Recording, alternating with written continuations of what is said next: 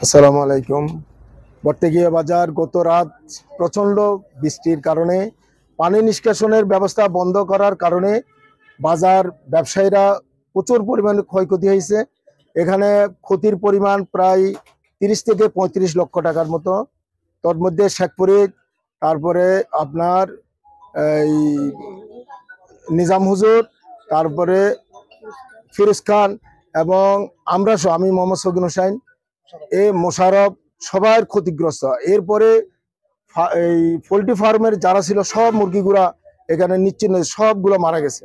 তো আমি করজোর অনুরোধ করছি যে জেলা আমাদের ভারপ্রাপ্ত কর্মকর্তা ইউনূস স্যারকে এবং থানা প্রশাসনের কাছে করজোর অনুরোধ যে আপনারা বর্তগিয়া বাজারে পানি নিষ্কাশনের ড্রেনেজ ব্যবস্থাটা অতি সত্বর, এটা জরুরত। যার ফলে এই ড্রেনেজ ব্যবস্থা যদি জরুরি ব্যবস্থা না করেন তাহলে এটা আরো ক্ষতিগ্রস্ত হবে। আমরা বাজারের ব্যবসায়ীরা এমনি নিশ্চিন্ন হয়ে গেছি, সামনের দিন আরো কঠিন অবস্থা হবে।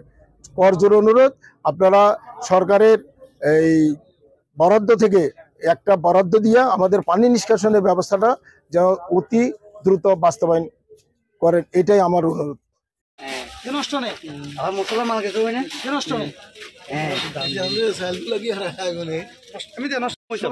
বিশাল বিশাল বিশাল এই হিসাবের মাইশাল মানে আনুমানিক কত হতে পারে? 30-40 বছর থেকে কেউ বই এখানে হামু না ঘোড়া না গেছে না, মানে কত টাকা হতে পারে ওইটাই আর কি বললাম।